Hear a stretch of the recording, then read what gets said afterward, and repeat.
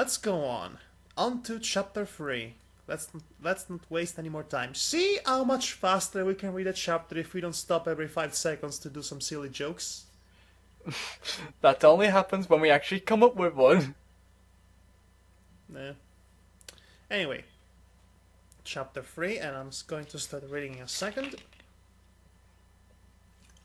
He's taking a spinach of water to help him bulk up his voice. I am just drinking my water.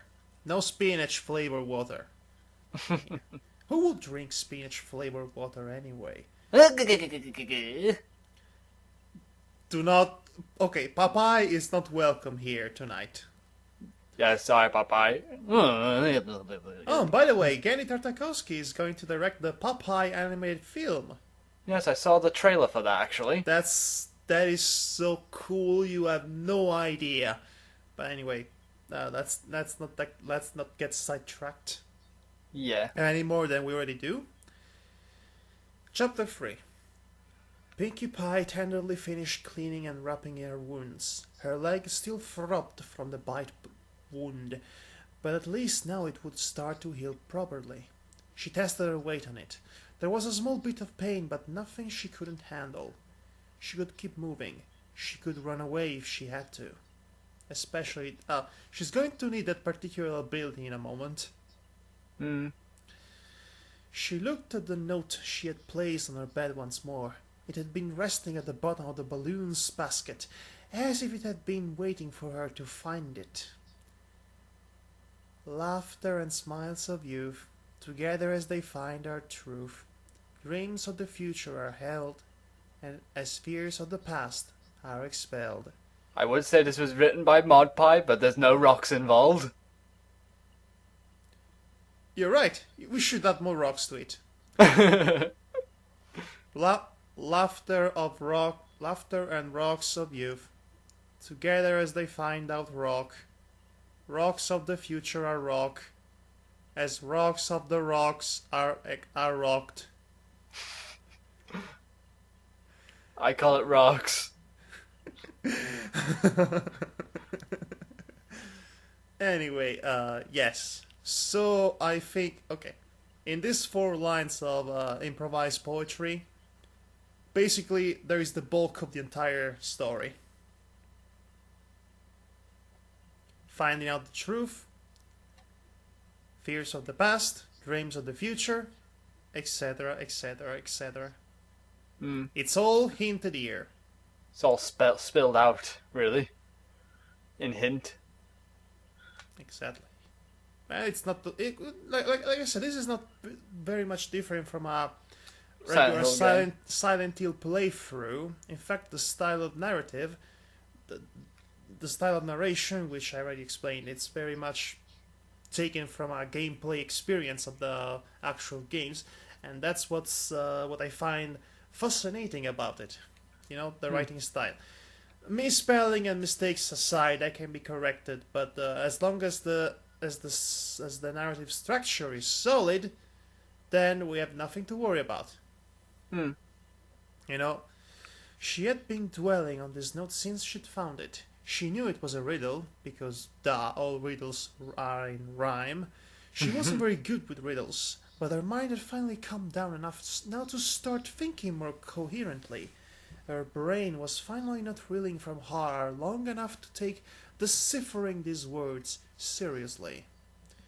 Well, I guess the first line means false. False finding truth? Like learning? Oh no, I know what's coming up next. No. And I think you guessed it too. I think it's very obvious what she's gonna go for. That word sparked it for her. Oh! This riddle is about our school. No! Not the school level! Anything but the school level!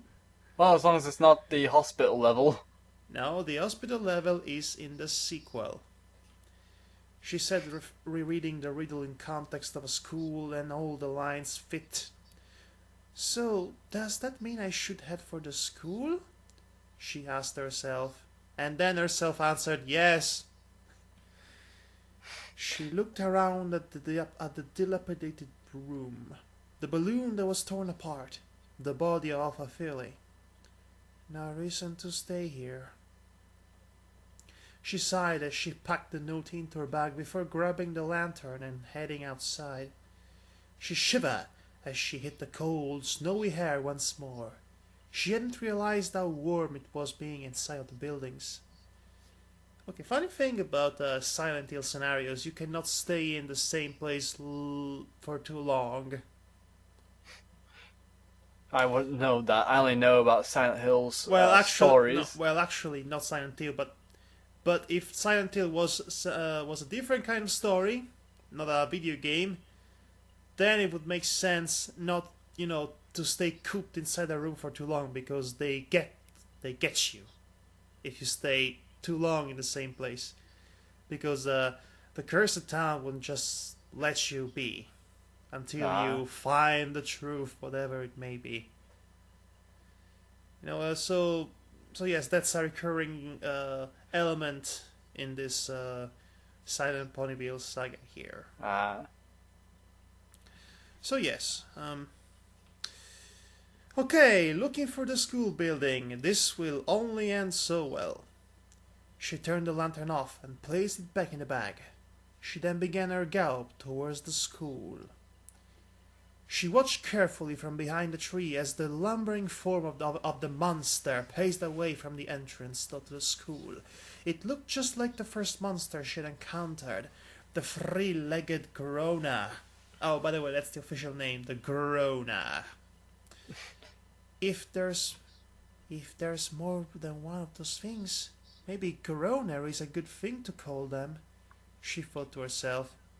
I like that despite all the irrational fear going on here, she still finds the time to name things with,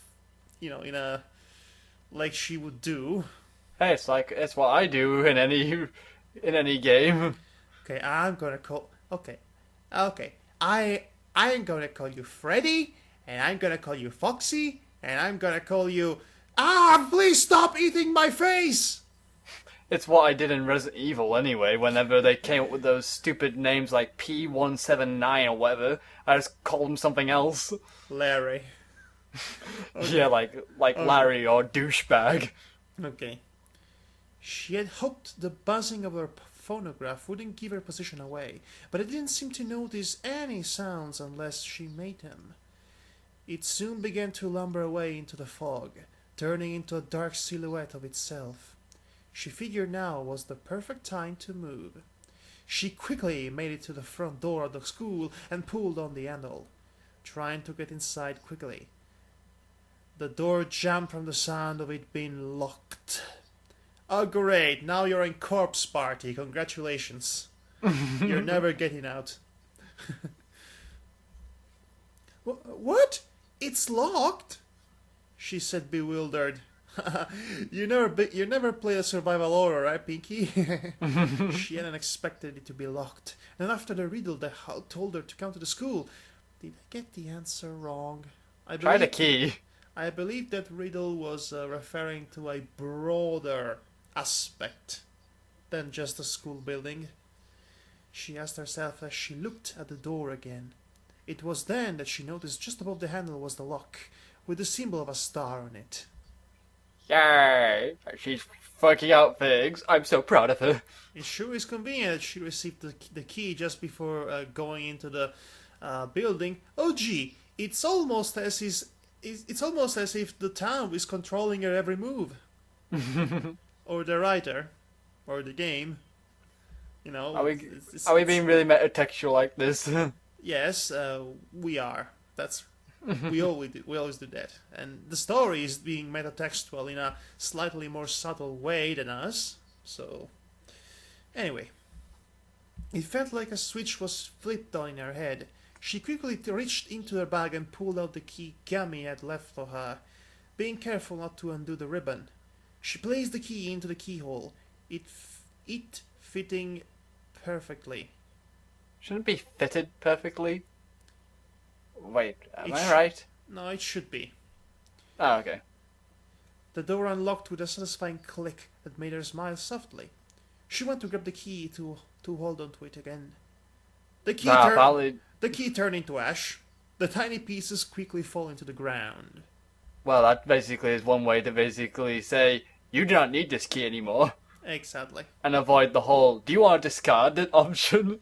Also, you cannot enter this. You cannot enter this door yet. So come back later when you went to the other side of the town to go in that other building. It's completely on the other side of the alley and whatnot to do other things unrelated to it. Yes. She stared in shock at the gift Gammy had given her. The only part that hadn't turned into ash was the ribbon that floated down gently, landing on her outstretched hoof. The ribbon is actually important. No, Gammy's gift, she said, her lip quivering as tears threatened to fall once more. She shook her head quickly, taking a deep breath of cold air as she calmed herself again. She'd already cried a lot. If she kept crying, she wasn't going to get out of this situation anytime soon. Besides, she still had the ribbon from the key. The best gift ever! She very carefully tied the bow to the end of her mane. Congratulations, you're now protected from all status effects.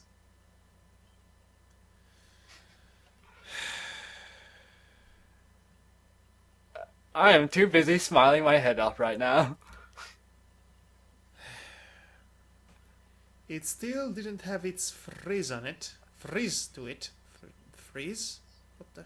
I have no idea what he's trying to reference trying there. to say pizzazz? I don't know. But tying it at the end helped make her feel like it was a little poofy again. Oh, she was talking about the mane, not the ribbon. Huh. The ribbon gave her comfort. She felt as if Gammy was right beside her while wearing it. She opened the school door and headed inside. To her surprise, the area was fairly well lit. She had been expecting to need her lantern like at her house. The school seemed to have fared better than her house did. It had a thick layer of dust, but the structure wasn't nearly in as much disrepair. Lockers lined the walls as the hallways led to classrooms. Before her, an opening to the main auditorium. Signs hung on the wall, pointing out the direction to the gym, nurse's office, principal's office, and the numbers of the classrooms. Wow, the school really expanded in Ponyville. I don't think it's Ponyville School. No, I don't. I know it's not, but it's just, compared it to the actual show and all. No, I mean, I don't think specifically this school is meant to represent the school building in Ponyville. Huh. I know things and you don't. That's because you read this story, so don't show off, you get. That's the whole point of showing off. You know, why do you think the people reading the books of A Song of Ice and Fire before watching the show are so smug? Because I don't care. Alright. Huh? Again with she said as her ear twitched upon hearing a sound. It sounded like the laughter of young foals. She turned her head in the direction of the sound, simply amazed at the sight. She could see the ghostly apparitions of two young foals playing in the hallway. They laughed and pranced around each other before running down the hallway in the direction of a classroom. Already with ghostly apparitions. Just what we needed. Pinky watched as they faded through the door to the classroom. She quickly turned her head to her bag and listened for the static of her phonograph, but it was silent. Well, maybe those ghosts aren't monsters like the others? They are still ghosts! Have you ever heard of evil possessions? Poltergeists? Or yes, and what about O'Malley from Red vs. Blue? Just to throw it out there. She said quietly to herself, perhaps if they weren't monsters, they were a sign. She quickly followed after the falls, opening the door to classroom 104. Or at least it's not the same number of that room in The Shining.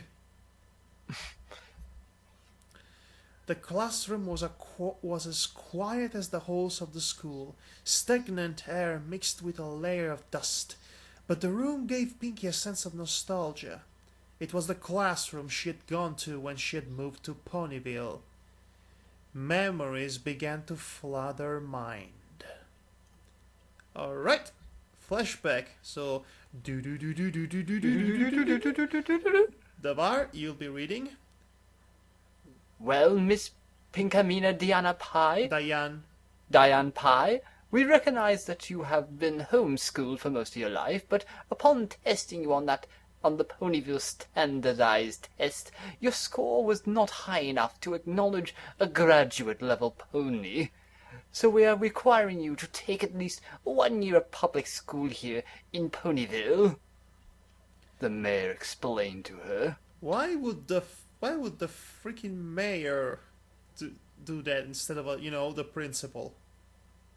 Okay. Yeah, I don't really question this one right now. Yeah, okay, worlds work on different logics and such. Okay, so a younger Pinkie Pie. What? I have to go to school? No!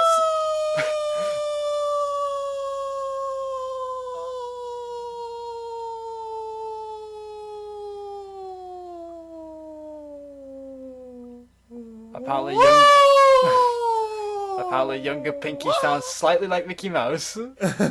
Slightly. Oh, you had to say that.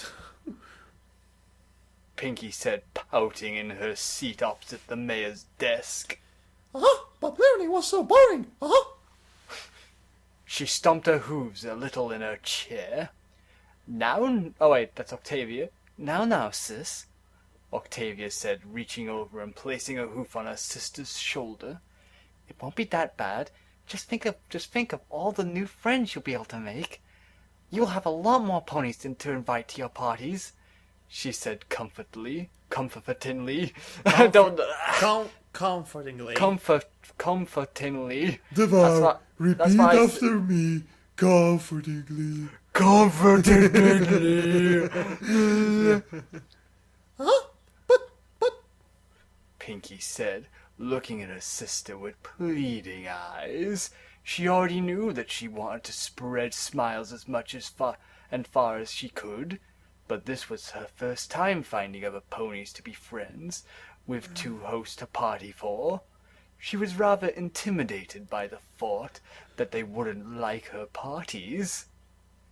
Tell you what, Octavia said with a comforting smile. If it's all right with the mayor, I'll go to school with you. How does that sound?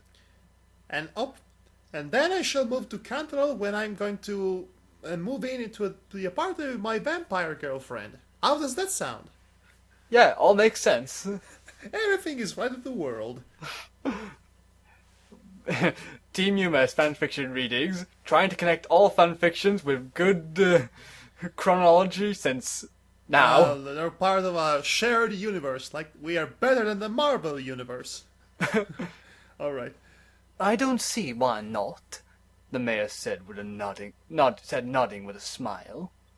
Okay, so according to our newly completely made up canon, My Roommate is a Vampire is set in the future of Silent Ponyville, and Twilight Sparkle died in our dimension due to a couple of bigots. Okay. They become monsters and all that. Why not? And also, since we're at it, Equestria is actually humanity's and mankind's furthest future. You know, when we all died because of nuclear energy. Yes, I know that what you're trying to say there. Like in Writing in the Wall. So and I can think of a few others, but let's just go on. Yeah, it's your line saying, really? Really?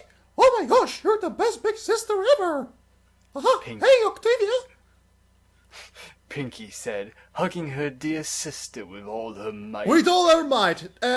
Second time! I'm starting a counter for this. I'm not happy with you counters. A big smile on her face. Octavia smiled in return as she petted her young filly sister. And paragraph break. And memory over. Okay.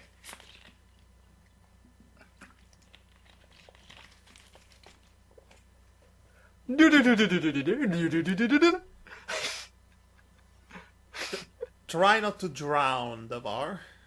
Should I call a Baywatch? A Baywatch. I meant to say a lifeguard. Stupid Baywatch. I know. I'll be dead by the time they get there because they'll be going too slow for me. Anyway, Pinky smiled the warm. Yeah, because they all run in slow motion. You'd be dead by now. Pinky smiled the warm memory. It was one she hadn't thought about in a long time, and there is a good reason for that. When Pinky had decided to leave the farm, Octavia was the one who had been the one willing to help her adjust to life outside of it. Her parents seemed to understand and stayed behind to let their kids experience the wild. The wild. The world. They went to experience Disney World. Octavia had been the biggest help to her while they were at school. She gave her the confidence boost to meet the new ponies, and she made so many friends. She was also the reason she'd met Mr. and Mrs. Cakes and ended up staying with them. It was after that year of school that Octavia decided to leave on her own ventures. With a certain vampire DJ, having discovered their love of the contrabass and classical music. See? This author agrees with me. She's playing the contrabass, not the cello. Again, I wouldn't be able to tell the difference because I'm not instrumentally inclined. She'd been sad to see her sister go, but understood she had to go live her own life with a vampire DJ. Again, we have to hammer that one in. Imagine the next family reunion when Octavia will show up with the vampire DJ as a girlfriend, and she herself is a wolf pony. That would be quite a memorable family reunion. Oh, hi there, my second family, who are probably not my real parents, but my other parents are not real. Oh yes, because That's family. Octavia was actually adopted by the Rock family farmers, while or maybe she was basically watched by the family. Because her parents were always traveling and they couldn't bring her around, and then this continuity makes sense, damn it! Yes, it does. Anyway. Believe us, it does. Okay. It was after that year of school that Octavia decided to leave on her own adventure. I already read that. Yeah. Pinky walked down the rows of desks. Row your desks. Rows your desks gently off the cliff. Merrily, merrily, merrily, merrily, life is but a dream. Life is but a dream. Life is but a dream. There was a desk with a soft but warm smile on her face. The room certainly gave her plenty of happy memories to remember. She stopped before her old desk in remembrance. Remembrance. Yeah, remembrance. I don't know. That's a word you rarely see. No, I know, but it's just it's too close to remember. But notice the piece of paper lying on top of it, because why wouldn't there be an item for your inventory to pick up? What's this? I don't know. It looks like a piece of paper or toilet paper. I don't know. She asked before taking a quick breath and blowing the dust off of the paper. Sitting on her desk was a little false drawing. On it was the picture of a family smiling on a rock farm. She gently placed a hoof against it. It was one of her old drawings. She smiled as she remembered the fondness she had for doodling during class. She could see their old house in the background, her moth and father. Hello, moth. Hello, father. Here I am. Oh, done. This story is ruined completely for me just because of Moth. That's it. Okay. That's it. One misspelling, I'm totally out the story. Her mother and father standing behind their kids in the foreground. She smiled at the cute scribbling of her and Octavia. Okay, you'd think that the author would actually go back to the story and correct some of the most glaring mistakes, but no. Apparently that's not the case. Anyway. Wait, she said, suddenly realizing something. She said, comma missing. Realizing something, she took her hoof away from the picture and stared at it. Something was wrong with this picture. Sam, what's wrong with this picture? Well, I don't know, little buddy. It looks like it's a bit of miscontinuity here. She couldn't put her hoof on it, though. It's my family. What would give me the impression something's wrong? Care to share? What would give me the impression that something's wrong about your sister's not actually your sister and there's missing sisters? That's what's wrong. So I was thinking, like, in that sort of continuity. Okay. Alright. We should take this continuity and we should push it over there.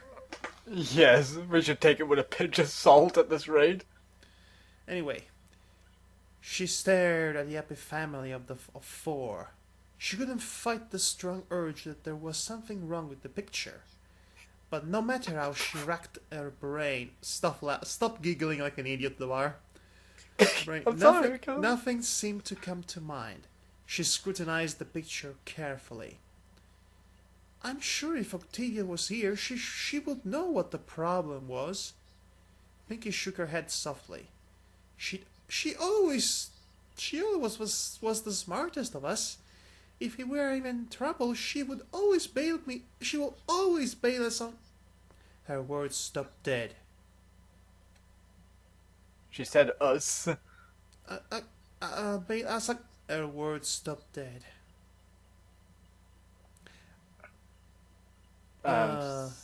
Alright, fine. So looks like she's talking. Alright, fine. I'll play with you, but only because you're so insistent. Her eyes shot back to the paper as she scanned it and counted the number of people in her family once more. 1, 2, 3, 4, 5? She counted out loud as she pointed to the empty spot that should have contained her other sister. Where's Bellamina? Who? Where's my younger sister?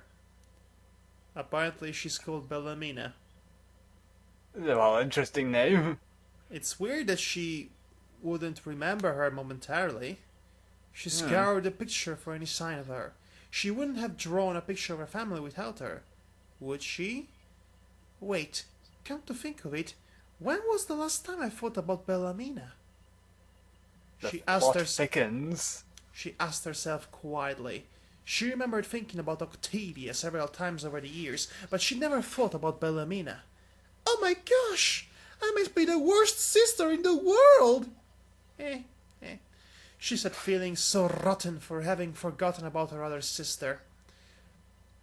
She tried to recall memories of her sister desperately, but the only thing that came to mind was the story of how she got her cutie mark.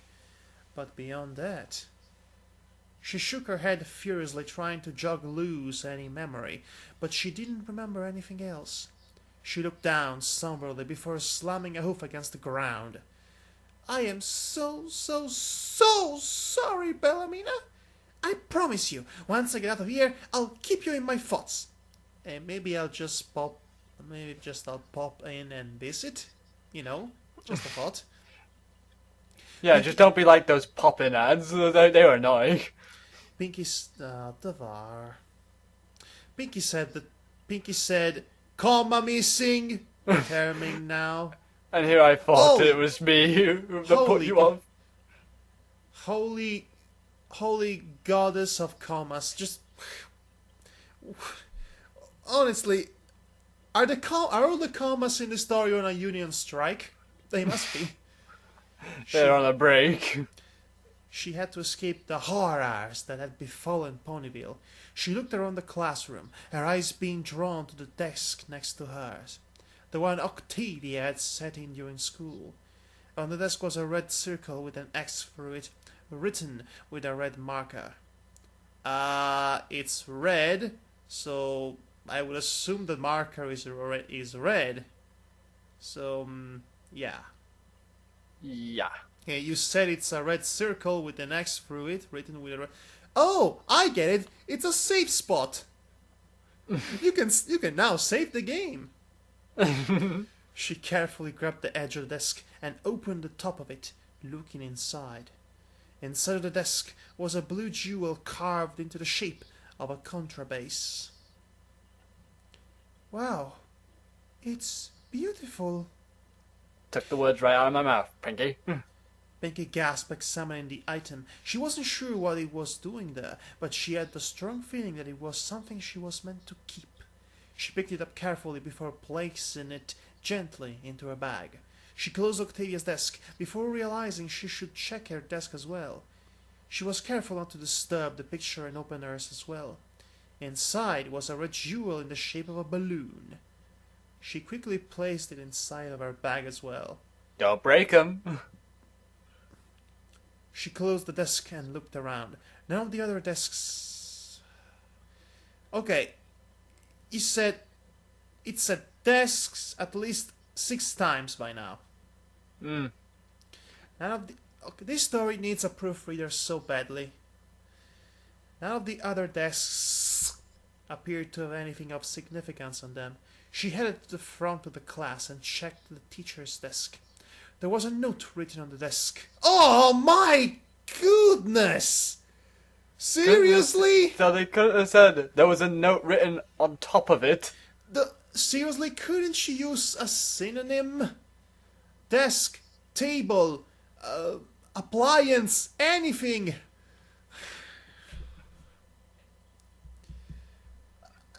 This is ridiculous. I mean, it's one small paragraph. Use desk 1, 2, 3, 4 times. 1 per sentence. It's ridiculous. At the eve of the switch from night to morning, the red moon will shine. Oh look, it's another riddle. Another riddle? Another riddle? Yes, another riddle. Another riddle? Will Pinkie Pie be able to solve the riddle before death befalls her? Same Pinkie channel, same Pinkie time. Pinky, Pinky. And sadly, I got them mixed up slightly at the end. So, bleh. Were you actually trying to do some ads while you ended up doing the announcer in the Batman show? I have no idea. I was just trying to do the Batman thing. Pinky asked aloud to no one. This one certainly made less sense than the last riddle she tried to solve. Off the top of her head, she couldn't figure out what this riddle was trying to tell her. She twirled her head towards the door when she heard the laughter of the falls coming from the hallway once more. She quickly exited the room and looked around the hallway for them. She saw them further down, playing with each other. She slowly approached them, trying to get a better look at the 2 little falls. However, once she got close enough, they began to run down the hallway. So she gave chase. The little falls didn't run too far. They quickly made a turn into another room. Pinky stopped in front of the door and read, "Janitor's closet, where naughty things happen." On the front, where the teacher go meet themselves sometimes. Yeah, open it. Yes. Yeah, open it and suddenly you see Seymour Skinner and Edna Krabappel in there. Actually, we're thinking of a far more gruesome scene from Steel from Orange is the New Black. I beat you because people fondly remember The Simpsons. Yes, but this one is more recent. She heard a click come from the door, as if it had just been unlocked. She reached from the handle and opened it, walking into the closet. The room didn't look anything like a janitor's closet should. Rather than shelves of items for cleaning, it was a mostly empty room. At the end opposite of the door stood a small knee-high pedestal. Then behind it was what looked like a door with a clock and symbols around it. In between two portraits, mate! Portraits, mate, of the citizens. In between two portraits of the princesses. Oh, it's a puzzle! Oh, right. Ooh. Oh, is that lantern oil? She said as she walked up to the small pedestal, noticing a small bottle of yellow liquid. She sniffed it real quick to confirm that it was what it was before picking it up and placing it in her bag. I think the bag is starting to be full at this point. Yep. Good, that should keep me stuck for a while. Oh yes, because she has a lantern. It's oil. I like this survival horror logic. She then walked forward to take a closer look at the door. To the left of the door was a picture of Princess Luna, graciously drawn with her body in a circle, surrounding a small hole in the wall. Princess Celestia was drawn much the same way, also surrounding a small hole in the wall. Okay. Wait, this hole... I know this shape, she said, having noticed something about the hole Celestia was surrounding. The hole Celestia was surrounding. Why does that sound so wrong? Right, because it sounds like Celeste just surrounded the hole with herself. She quickly reached into their bag and pulled out the red balloon jewel and fit it gently into the hole. It snapped into place with a satisfying click. Thank you for that. Then that means the other jewel must go here, Dory, she said, placing the blue contrabase underneath Luna's picture. When the second jewel clicked into place, the clock moved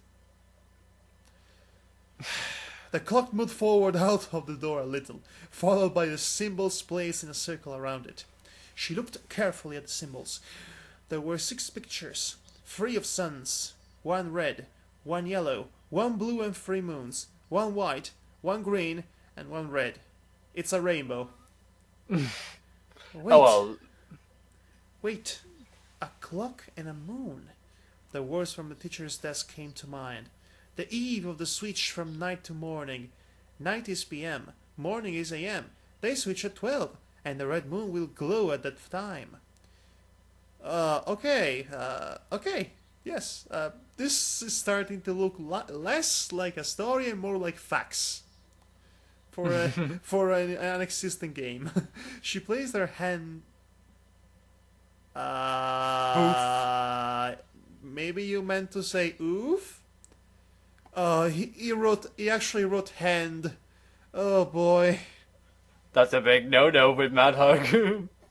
That's just...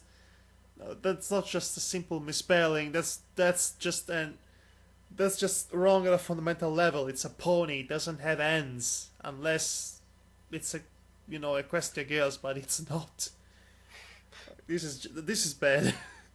She placed her hand, not hand, against the dial of symbols and turned it, placing the red moon so that it was directly above the number 12 on the clock.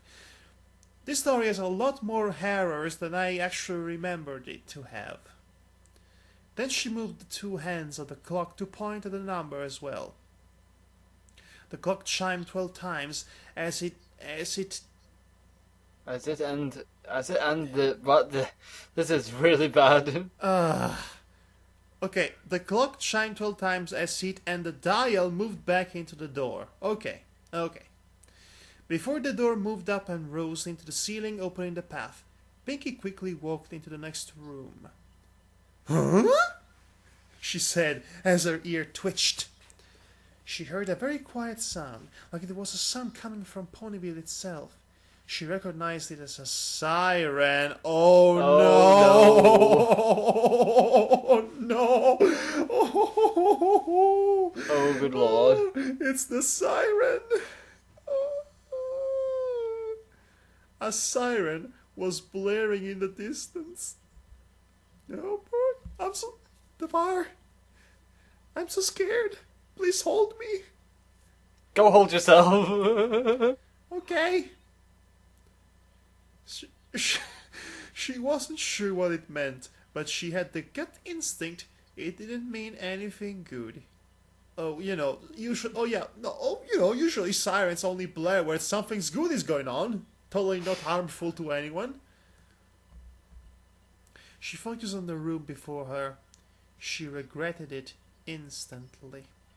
The room itself gave off the stench of it rotting. The ceiling was brown with missing tiles. The walls were a mess of peeling rotted walls, and the floor was covered in dirt, mold and grime. Holes littered the room, revealing a mesh of iron grating behind them, apparently the foundation holding the room together.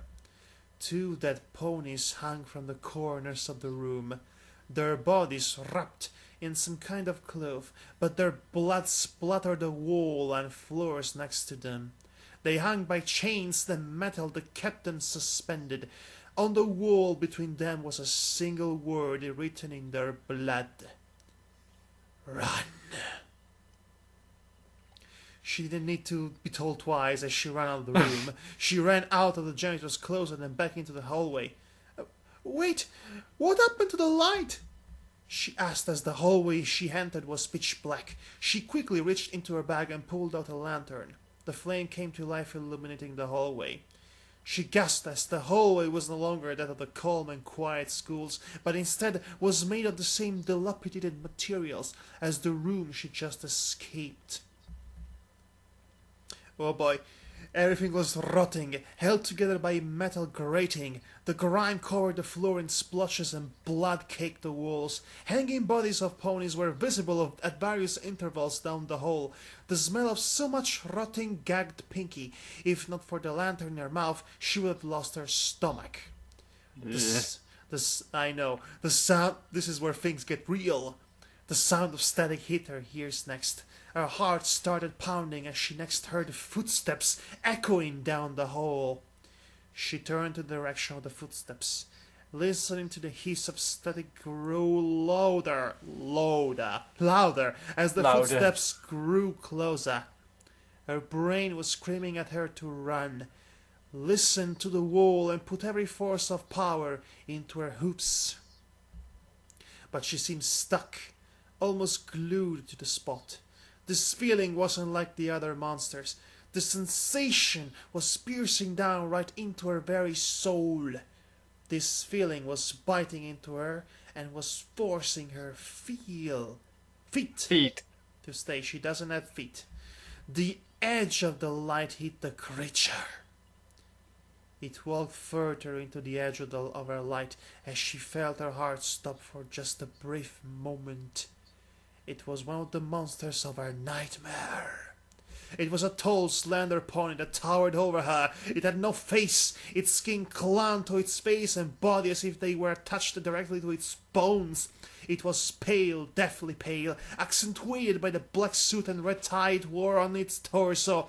It continued to take slow, careful steps towards her. Every oof step echoed in her brain like it was trying to grate her mind. Wait, so this is like Slender Pony, as in the Slender Man? It's actually called Slender Mane, but it's ridiculous because he doesn't have a mane, he's bald, but anyway. It seemed funny and ridiculous at first, but then you learn what is actually symbolizing, and suddenly it's not all that funny anymore. Speaking of things not being funny anymore, the phonograph erupted into its loud, high-pitched ringing as she felt a pain strike her mind. She finally felt herself no longer glued to the spot, and with every ounce of strength, she turned around and ran. Her heart jumped into her throat and beat away a mile a minute as her hoofs connected loudly with every single step she took. She didn't care about the grime or the bodies she passed. She had to get away. Her mind grated with the feeling of a haze that the creature seemed to bring with its presence. The loud ringing of the phonograph seemed to be the only thing that kept her in a state of mind to run as fast as she could. She rounded a corner with lightning speed. She was putting everything into this. She knew she could run fast. She could keep up with if not outrun Rainbow Dash at times. She had to be losing the Slender pony. She had to be escaping. She dared to look over her shoulder. It was keeping up with her. It seemed to only be walking. Somehow the slow-paced canter it strutted kept up, and his whole being seemed to slide towards her, as if there was no escaping. Oh, I hate those nightmares as well. Her mind reeled and she whipped her head forward trying to go faster. She had to turn another corner. Her roof caught under one of her legs as she nearly fell. She scrambled her legs and took off again. A blood-curdling scream bellowed out before her as she saw Alpha White Feely start to crawl straight for her. She jumped over it, its tongue passing over one of her hoofs as it tried to bite her. The screams of the filly were cut short as she heard the sound of it being crushed by the monster chasing her. Her stomach hit her heart inside of her throat as her lungs burned. Her mind was reeling and the haze was growing. I can't escape! I can't escape! I can't escape! I can't escape! I can't escape! The words yelled and flung themselves to the very corners of her mind. She felt it. She was about to die. This monster was about to kill her, and there was nothing she could do about it. Her eyes flung open, and she saw at the end of a hallway an open door. An exit? Her mind screamed as she continued to book it. She raced as fast as she could, trying to ignore the constant looming presence of the threat behind her. She had to get to that door. She was almost there. Just a little closer. Just a little closer. She was going to make it. She jumped. She jumped, passing straight through the open door and skidding to a halt inside of the room. Her heart instantly sank as she looked around. The room was a square with one entrance, no exit. She had jumped straight into a dead end with the monster behind her. She looked around frantically. The room was adorned with party decorations, multicolored streamers, balloons caked with blood, vile-looking snacks, poorly wrapped and rotting gifts, hanging ponies at every corner, a seal of blood drawn out on the floor. She instantly turned around, watching as the slender pony gradually walked into the room. The only opening to the room sealed shut with an iron gate behind it.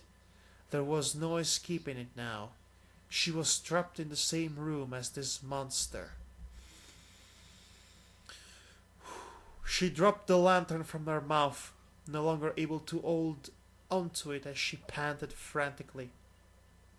The lantern rolled to the center of the room, turning itself upright and in the center of the blood-drawn seal. The seal lit up with a red glow, filling the whole room with light. She could see the red-hued slender pony as it walked towards her. "Stay back!" she yelled as she ran to the gifts. She began grabbing them one by one and throwing them at the pony. "I have gifts! I am not afraid of using them!"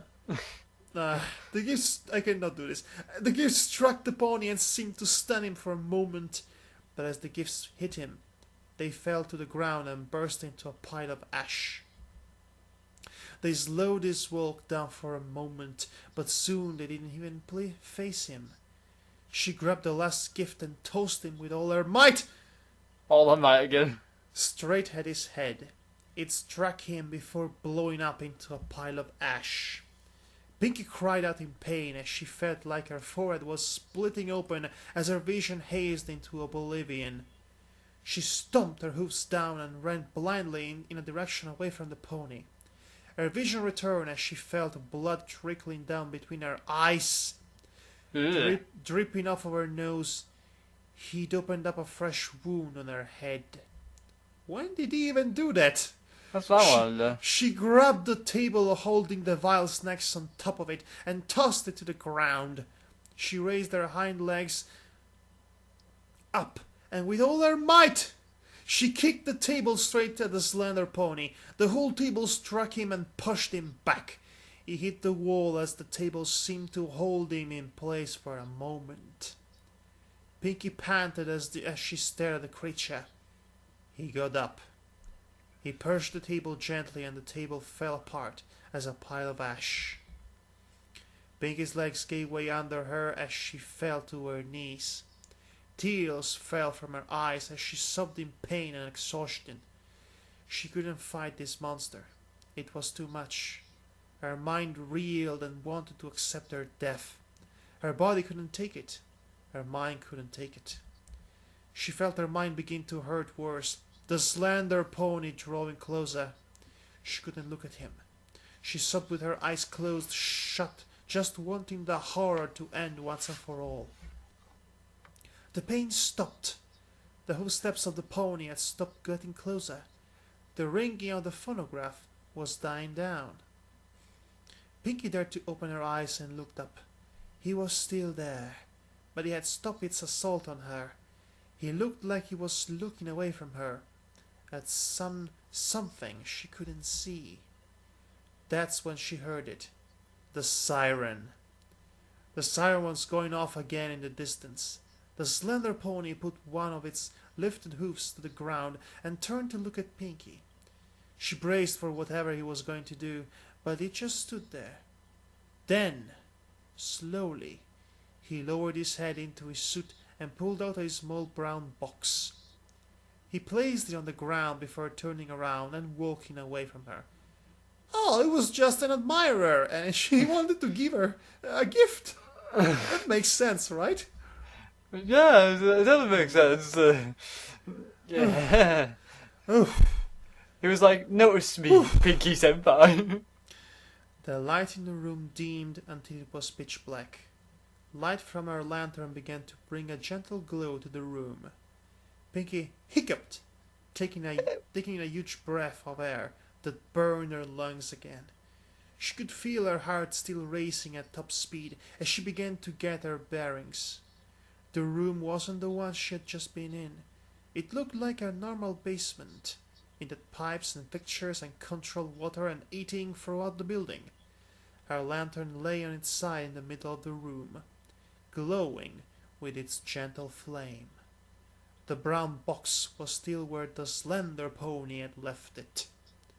Words failed Pinky. She didn't have the strength to get up at the moment. She lowered her head and let herself sob again. That was the end of chapter 3. That was intense. Despite the writer's problems with grammatical errors and such, that I would admit the author does know how to spin a good tense moment. Yes. You almost do not notice all the mistakes he's making, which he did make, while reading that old scene with the slender pony chasing her. This is a great scene, but it's not the scariest scene in the entire story. Okay. I guess we can stop for now. Yes, I should say that's a good idea, considering. And we shall continue next time with chapter 4, and then 5, and so forth, and so on. This is actually a pretty short story. Half of the chapters you see later on are actually alternative endings. Oh, just like the games. Exactly. Just like the games. So, will there be a UFO ending? A dog ending? Yes, there is a UFO ending. How would you guess?